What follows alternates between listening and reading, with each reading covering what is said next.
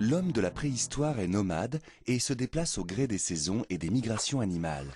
Pour se mettre à l'abri, il fabrique des huttes faites de branchages, d'ossements et de peaux. Il y a environ 12 000 ans, les hommes inventent l'élevage et l'agriculture. N'ayant plus besoin de se déplacer pour trouver leur nourriture, ils bâtissent des habitats fixes et se regroupent dans les premiers villages dont les maisons sont rondes, construites en bois ou en terre et recouvertes de feuillage. C'est en Mésopotamie, il y a 5000 ans, que naissent les premières villes.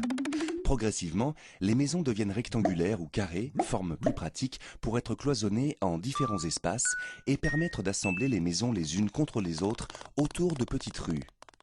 En Égypte, les maisons traditionnelles sont construites en briques de terre et en paille et possèdent déjà plusieurs pièces. Plus tard, les riches se font construire des demeures de plusieurs étages. Peu à peu, les grandes villes du bassin méditerranéen s'organisent en quartiers, séparant habitations, ateliers, cultes religieux, marchés. Elles sont déjà pourvues de canalisations qui assurent l'arrivée d'eau dans les maisons.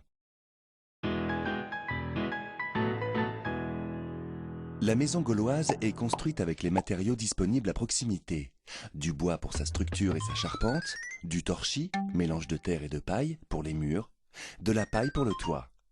Sans fenêtre, cette maison est sombre et est constituée d'une pièce qui accueille un foyer pour s'éclairer et cuisiner, d'une réserve à provisions et d'un grenier plus chaud pour y dormir.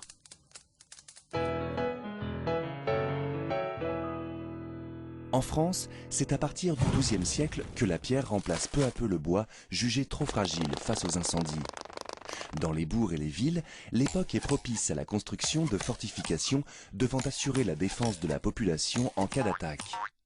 La cité médiévale compte de nombreux édifices, habitations, ateliers, boutiques, concentrés sur peu d'espace. Tandis que les plus riches habitent des logements spacieux et confortables, les pauvres vivent dans des pièces étroites, sombres et souvent insalubres.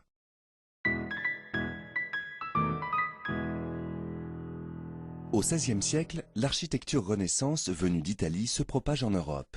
Les riches demeures rappellent l'architecture romaine par leur forme, leurs colonnes, leurs proportions. Les façades sont plus régulières et pourvues de grandes fenêtres en verre.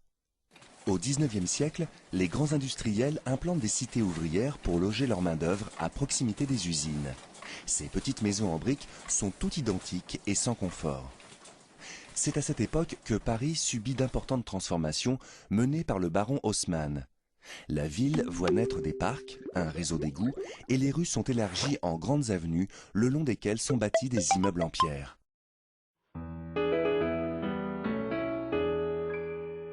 Le XXe siècle est marqué par l'exode rural et le développement des villes. Pour faire face au manque de place, on construit en hauteur. C'est l'ère des gratte-ciel réalisée avec des matériaux nouveaux.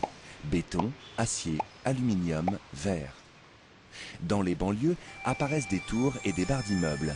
Les habitants, de plus en plus éloignés des centres-villes, passent beaucoup de temps dans les transports.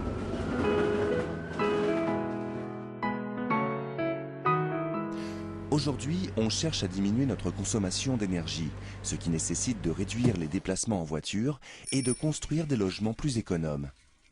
Quelles solutions proposent les architectes pour concevoir des logements à la fois pratiques, confortables et respectueux de l'environnement? À quoi ressembleront les logements, les quartiers et les villes de demain?